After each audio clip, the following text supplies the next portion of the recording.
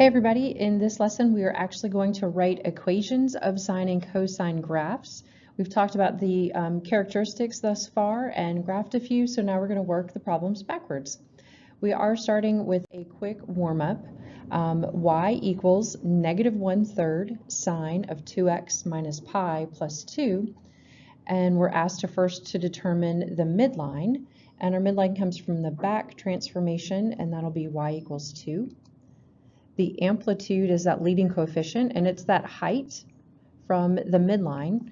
So we'll use our a value, which is -1/3, but the negative tells us a different transformation. So the a value or amplitude is just 1/3. All right, at this point, I'm going to take a quick little break, and we're just going to review the transformations. So that -1/3 does two things for the function. It reflects the midline because of the negative and has a vertical shrink of 1/3. The 2 in front of the x, which we'll use in a moment to help us determine the length of the period, is a horizontal shrink of 1/2. The minus pi in parentheses tells us to go to the right pi units, and the plus 2, the midline, tells us to go up 2 units. So just quick review of transformations. All right, so back to the given questions. We're now asked to determine the period. We determine the period by taking 2 pi and dividing it by b. So 2 pi divided by 2 will just give us pi. So that does show us that the period is half of a typical sine or cosine function. The boundaries. The left boundary, which is also considered your phase shift, you take everything in parentheses and set it equal to 0 and solve. So 2x minus pi equal to 0. Add pi divided by 2 to give us a left boundary of pi over 2. And our right boundary, take everything in parentheses, set it equal to 2 pi. 2x minus pi is equal to 2 pi, so we'll add pi and divide by 2 to give us x equaling 3 pi over 2. So our boundaries, again, can be written in parentheses or brackets. We're looking at a particular domain, so I do brackets, but you can do either. So pi over 2 to 3 pi over 2. And the difference between those is 2 pi over 2 if I subtract them, giving me the length of the period, which is pi.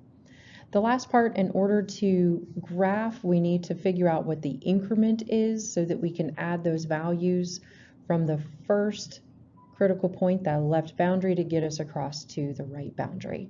So our increment is found by taking the period dividing by 4, which just gives us pi over 4. And we will now add that value, starting at pi over 2, the left boundary, continually add pi over 4 to get to the right boundary, 3 pi over 2. Now remember, pi over 2 is equivalent to 2 pi over 4. So pi over 2 plus a pi over 4 will give me 3 pi over 4. 3 pi over 4 plus a pi over 4 will give me 4 pi over 4, which is pi. 4 pi over 4 plus 1 pi over 4 will give me 5 pi over 4. And when I add 1 pi over 4 to 5 pi over 4, I will get 6 pi over 4, which reduces to 3 pi over 2. Good job with that review, that warm-up. And let's get started with today's lesson. So when we write the equation of sine and cosine, remember amplitude, period, boundaries, and midline are all found the same way for each of these. It's just the graph that looks a little bit different. So whether you do this first or second doesn't really super matter, but I like to highlight the section of the graph that I want to use to write the sine or cosine function. You can do that first, or you can determine the midline, whichever is easier for you. So do one of those two things. Some people like to do the midline first because they know that the sine function starts at the midline, so then they can find a point that starts on the midline. Once you have the midline, that will be the d value in your equation. Next, use the midline and the shaded part of the function that you have and determine the amplitude. Remember that shape, whether it goes up first or starts at a maximum, will be a positive a value. If it goes down first or starts at a minimum, that'll be a negative a value for reflecting the midline. All right, now we're going to use the length of the period. So how far from left to right did you highlight? What x values did you use? Set that period equal to 2 pi over b, because the period is 2 pi over b, and then we can solve for the b value in the equation. Once we get the b value, we're going to use that to help us determine the C value. So does it have a horizontal shift left or right? We're going to take that left boundary, what first x value did I use to highlight at, multiply this value by b, which you found from step 4, and that gives us our C value, our horizontal shift. And finally, you'll put all of those pieces together in order to write the equation of the function. Here we go. Write the equation of a sine function from the given graph. Okay, so again, it doesn't matter if you highlight first or find the midline first. So I have found the midline to be y equals 4. And then remember, sine starts on a midline. So I'm going to find any of these midline points, and I'm going to start at any one of those for the beginning of my sine function. I chose to do a positive sign, so I'm starting just a little bit to the left of the y-axis, so I am a little bit in the negatives. But that highlighted section is my sine curve, and it is positive. Okay, again, real quick, that midline equation is y equals 4, so our d value will be 4. The amplitude from 4 up to 6 and 4 down to 2 is 2. We are going to use a positive a value for this example. All right, the length of the period. Where did I start my first x value, and where did I end with my last x value? So match those up on your x-axis through your domain. You're looking from -1 to +3, which is a distance of 4 units. So the length of your period is 4 units long. It's not in radians, it's just regular integers. Okay, we're going to set this equal to the length of the period, 2 pi over b, so we can solve for the b value. 2 pi over b equals 4, that's the length of the period. We'll cross multiply to get 4b equal to pi, and then we'll divide through by 4. So our b value that we will use in the equation is pi over 2. Now our left boundary, remember, where did I start? My first x value that I looked at was x equaling -1. To find my c value, that horizontal shift, because I do have a shift in this function, it doesn't start at x equaling 0, it starts at the -1.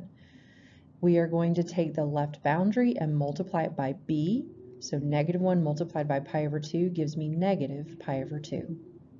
Okay, now you have everything you need. Plug and chug away. Y equals a, the amplitude, sine of bx minus c. Those two things give you horizontal shift and stretch or shrink, and then plus d.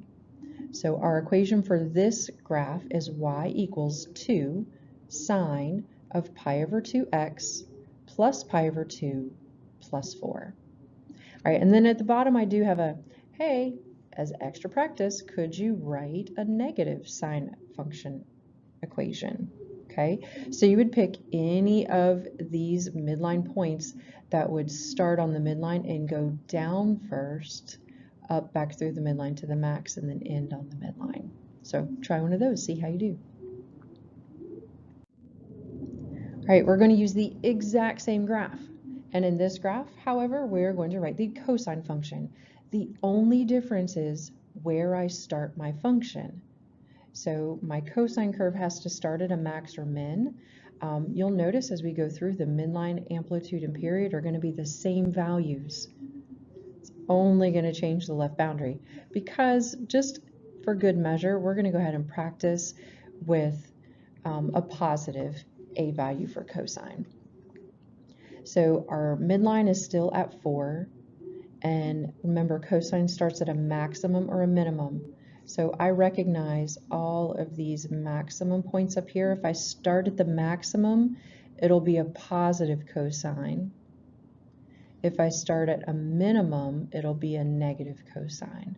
So you could use any of those max or min points. All right, I have chosen to start easy. We found a maximum point at x equaling 0 and sketched from max through the midline down to the minimum, back through the midline, back up to the maximum value. Cool. All right, so again, when we look at our graph, we're going to make note of those beginning x and ending x values. All right, our midline again, same place, same graph, y equals 4. So our d value is 4. Amplitude, we still chose to do positive. So a equals 2. That's the height from the midline up and down. The period, we began at x equaling 0 and ended the cycle at 4. So our period is from 0 to 4, which again is still 4 units long. And when we set 2 pi over b equal to 4, the length of the period, we solve to get our b value to be pi over 2. Okay, that'll help us when we write our equation. Our left boundary, where did we start? We kept it simple, x equals 0. So it doesn't matter. I'm not going to have a shift left or right. When we do our c value, it's just going to be 0. But here's the work. C is the left boundary multiplied by b, so 0 multiplied by pi over 2 does give me 0. That means I don't have to add or subtract anything past that bx part inside my equation. So this equation for the cosine function that's shaded is y equals 2 cosine of pi over 2x minus 4. Now you notice there's a little typo right here, forgot my x, I will fix that. There it is, whoopsie whoopsies. Okay. All right, we've got 2 more to do. I think we're getting the hang of this. Let's continue. We're at about 11 minutes, so we'll try to get the next ones done a little bit faster. All right, we're now asked to write the equation of a sine function given this new graph. We're still going to do the same stuff that we've done in the previous ones. We are first going to determine the midline. So find that middle point between the maximum and the minimum values. Looks like it's right at -2. So our midline equation is y equals -2. And then remember, when we are doing a sine function, we want our points that we first start with to be on the midline. And I know I have to go midline max, midline min, and midline. So I've got 3 midline points. I'm just going to go ahead and start with this guy right here. So I'm going to go ahead and shade that particular area, highlight that section, so I can use it to help me get the remaining info.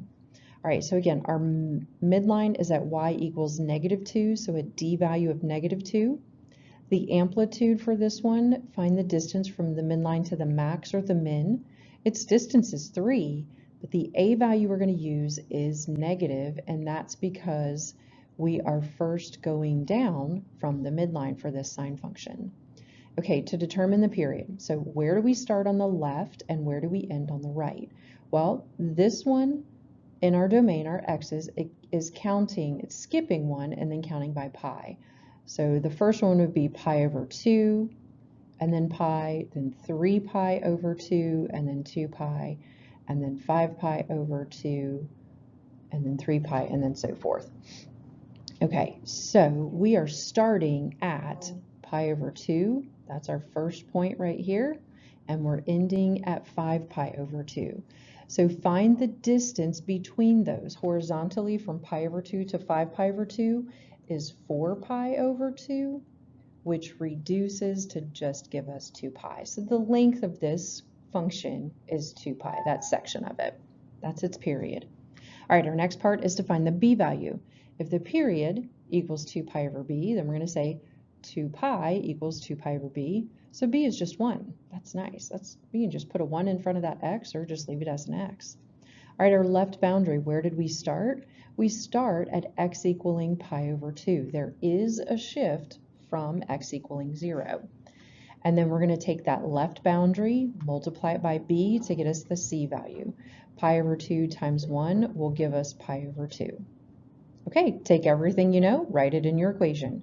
Y equals -3, dropped my negative, sine of 1x minus pi over 2 minus 2. Be careful. See, I even dropped a negative. I got silly mistakes. You guys got to watch out for those also. Remember, you don't have to have the 1 in front of the x. You could just have written x minus pi over 2 on the inside of parentheses. All right, one more. Same exact graph, but we are going to write a cosine function. All right, so exact same function. We know that the midline is at y equals 2. So there's our midline. Y equals -2, excuse me, y equals -2.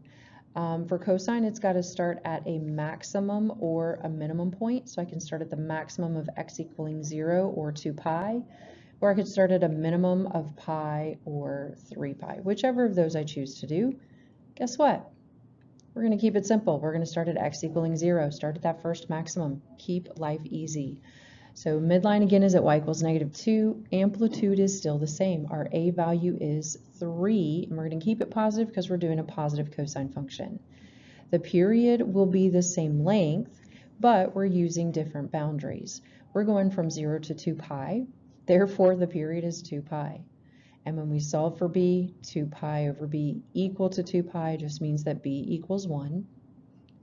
Our left boundary is at x equaling 0. And we will not have a horizontal shift. Therefore, we don't have to worry about the c value because the left boundary times b, 0 times 1, gives me 0. So to write our equation, y equals 3 cosine of x minus 2, and you can write 1x minus 2. All right, you guys have some that you can practice on your own and make sure that you're coming in for help as needed. Thanks, guys. Have a great day.